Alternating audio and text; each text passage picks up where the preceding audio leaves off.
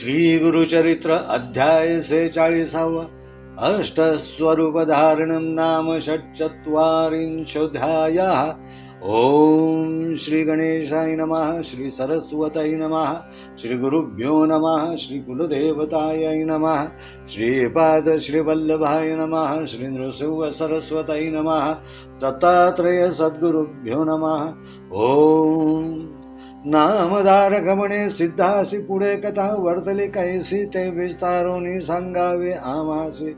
कृपा करिका दातारा सिद्ध म्हणे श्रीमंता ऐकेन मनसी गुरुचरित्रा तुझ होतील पुत्र पौत्रा।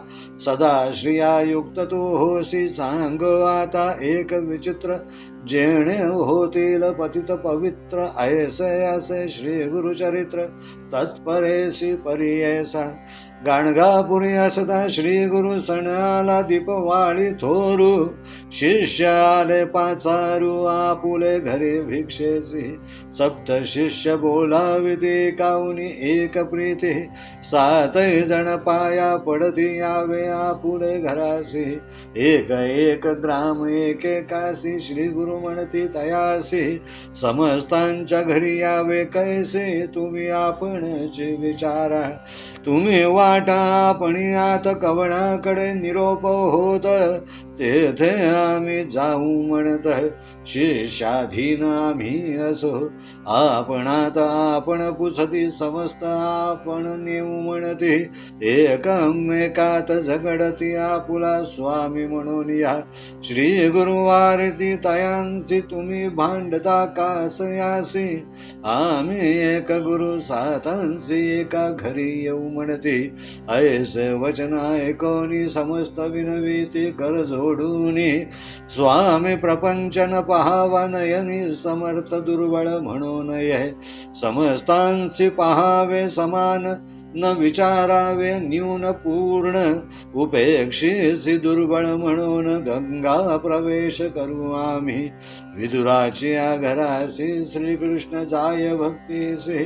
राजा कौरव मंदिरासी नवचे तो भक्त वत्सल। आम्ही समस्त तुमचे दास कोणासी न करावे उदास। जो निरोप ध्याल आम्हास तोची आपण करू म्हणती। ऐसे म्हणून या समस्त करीती साष्टांग दंडवत। समस्त आम्हा पाहावे म्हणत विनाविताती श्री गुरुसी। श्री गुरु म्हणती समस्तांसी येऊ तुमच्या घरासी। चिंता न धरावी मानसी भाक आमुची घ्या म्हणती। ऐसे ऐकोनी श्री गुरु वचन विनविता ती सातही जण। समस्त आश्वासिता येऊ म्हणून कवणे करावा भरवसा। श्री गुरु मनी विचारे ते अज्ञानी लोक नेणती। तया सांगावे एकांती एकेकात बोलावुनी। जवळे बोलावुनी एकासी कानी सांगती तयासी। आम्ही येतो तुझे घरासी कोण पुढे न सांगावे। ऐसी भाक तयासी देती उठोनी जाई गावा म्हणते। तुझा बोलावुनी एकांती सांगती येऊ तुझ्या घरासी। ऐसे सांगोनी तयासी पाठविले ग्रामासी। बोलावुनी तिसरे यासी तेणे चिरिती सांगती। ऐसे सातही जण देखा समजाबोनी गुरुनायका। पाठविले तेणेची पर्यायिका महदाश्चर्य वर्तले। एकमेकान सांगत गेले सातही भक्त। श्री गुरु आले मठात अति विनोद प्रवर्तला। ग्रामातील भक्तजन हे व्यवस्था ऐकून विनविताती कर जोडून आम्हा सांडून जाता स्वामी। त्यासी म्हणती श्री गुरुमूर्ती आम्ही राहिलो जाणा चित्ते। न करावे मनी खंती आम्ही असो येथेचे। ऐसे बोलता संतोषी जवळी होऊ आली निशे। दिवाळीची त्रयोदशी रात्री मंगळ स्नान करावे. 8 रूप झाले आपण अपार महिमा नारायण.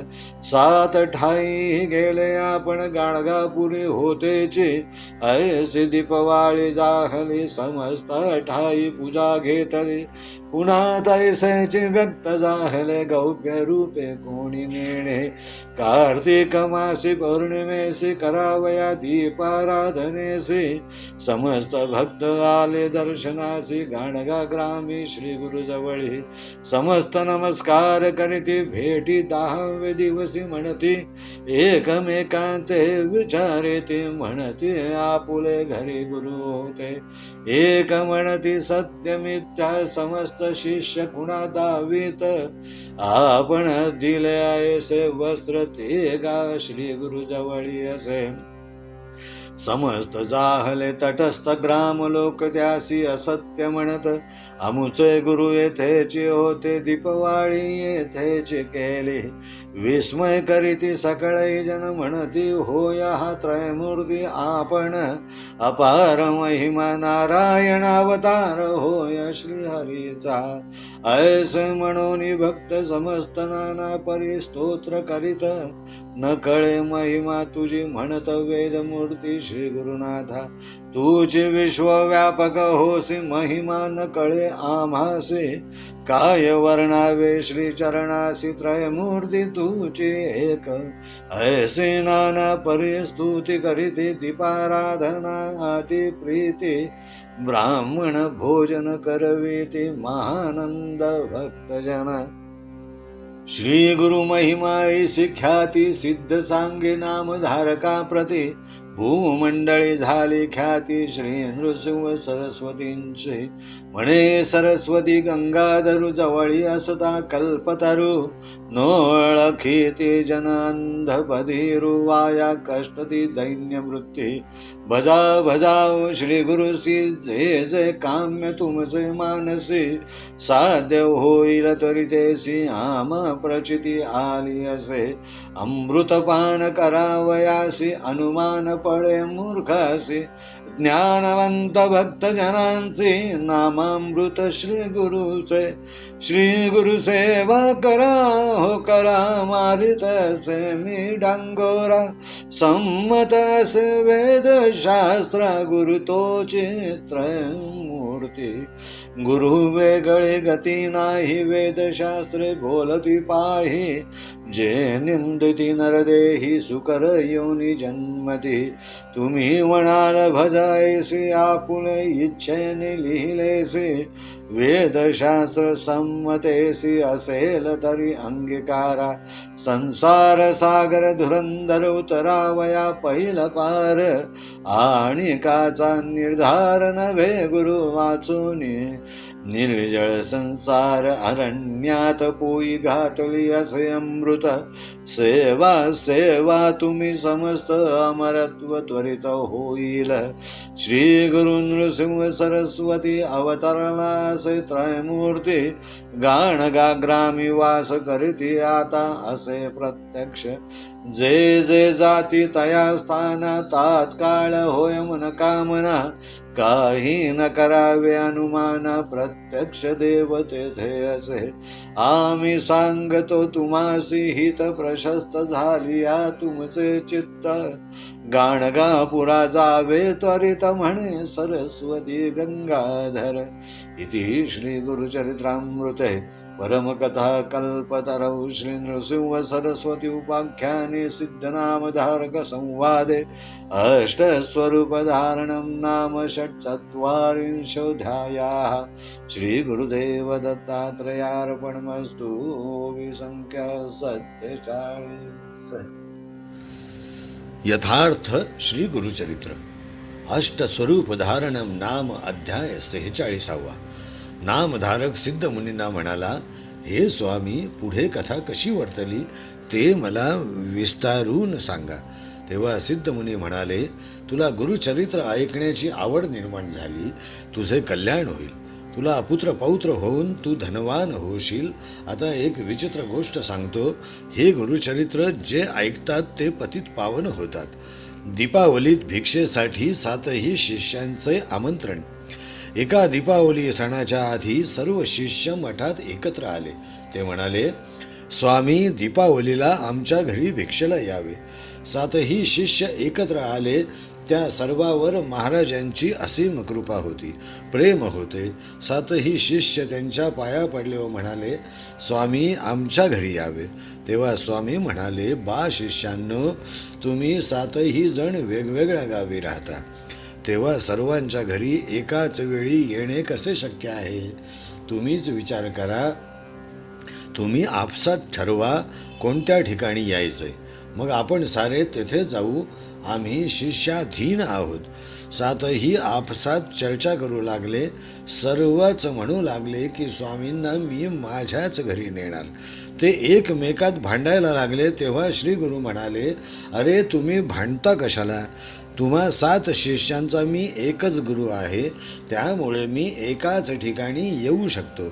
असे वचन ऐकून सर्व शिष्य हात जोडून म्हणाले, स्वामी भेदभाव करू नका. लहान मोठा गरीब श्रीमंत असा भेदभाव करू नका. सर्वांना समान पाहावे. कमी जास्तीचा विचार करू नका. आपण आमची दुर्बलता समजून उपेक्षा केली तर आम्ही नदीत जाऊन जीव देऊ. श्रीकृष्ण हस्तिनापूरला आला असताना कौरव राज मंदिरात न जाता विदुराच्या घरी गेला. कौरवांच्या वाड्यात तो भक्तवत्सल गेला नाही. आम्ही तुमचे सर्व सेवक आहोत, कोणालाही उदास करू नये. आता आम्हाला आपण जी आज्ञा कराल ती आम्ही मान्य करू. असे म्हणून सर्वांनी साष्टांग नमस्कार केला. पुन्हा आम्हा सर्वांना समान कृपा दृष्टी ठेवा म्हणून विनवणी केली. श्री गुरु म्हणाले, आम्ही तुमच्या घरी येऊ, चिंता करू नका. हे वचन ऐकून शिष्य म्हणाले, तुम्ही सर्वांना आश्वासन देता, त्यामुळे आम्ही कसा भरोसा ठेवावा? श्री गुरु मनात विचार करू लागले, हे लोक अज्ञानी आहेत. तेव्हा एकेकाला एकांतात बोलावून निरोप सांगणे योग्य होईल. मग त्यांनी प्रत्येकाला जवळ बोलावून कानात सांगितले की मी तुझ्या घरी येतो, पण तू कोणाला सांगू नकोस. असे बोलून त्याला उठवून आपल्या गावी जाण्यास सांगितले. तसा तो सरळ आपल्या गावी निघून गेला. दुसऱ्याला बोलावून सांगितले की मी तुझ्या घरी येतो. हा निरोप देऊन त्यालाही त्याच्या गावी पाठविले. तसेच तिसऱ्यालाही निरोप देऊन गावी पाठविले. असे 7ही शिष्यांना समजावून त्यांना गुरुस्वामींनी आपापल्या गावी पाठविले. ते 7ही शिष्य एकमेकांना न सांगता निघून गेले. श्री गुरु मठात आले तेव्हा ग्रामातील लोकांना ही बातमी समजली. तेव्हा ते म्हणाले, हे गुरुराया, दीपावलीच्या वेळी आम्हाला सोडून जाऊ नका. तेव्हा स्वामी म्हणाले, तुम्ही काळजी करू नका, मी येथेच राहणार आहे. दीपावलीला स्वामी 8 रुपये घेऊन भिक्षेला गेले. त्या दिवशी दिवाळीची त्रयोदशी होती. रात्री मंगल स्नान करावयाचे होते. तेव्हा श्री गुरूंनी 8 रुपये घेतली. त्या नारायणाचा अपार महिमा आहे. 7 शिष्यांच्या गावी ते पोहोचले व गाणगापुरातही राहिले. अशा रीतीने स्वामींनी सर्वच ठिकाणी पूजा घेतली. गाणगापूरलाही पूजा स्वीकारली. ही घटना गुप्त रूपाने घडल्यामुळे कोणाच्याच लक्षात आले नाही. कार्तिक पौर्णिमेला दीपपूजन करण्यासाठी सर्व भक्त मठात जमा झाले. सर्वांनी नमस्कार केला. एकमेकात चर्चा करू लागले. आपली भेट 10 दिवसांनी होत आहे. 7ही लोक म्हणू लागले की स्वामी दिवाळीच्या 5 दिवस माझ्या घरी होते. प्रत्येक जण आपण दिलेली भेटवस्तू स्वामींजवळ असल्याचे दाखवून सांगू लागला. सर्व लोक चकित झाले. ग्रामातील लोक त्याला असत्य ठरवून म्हणाले की स्वामी तर गाणगापूरलाच होते.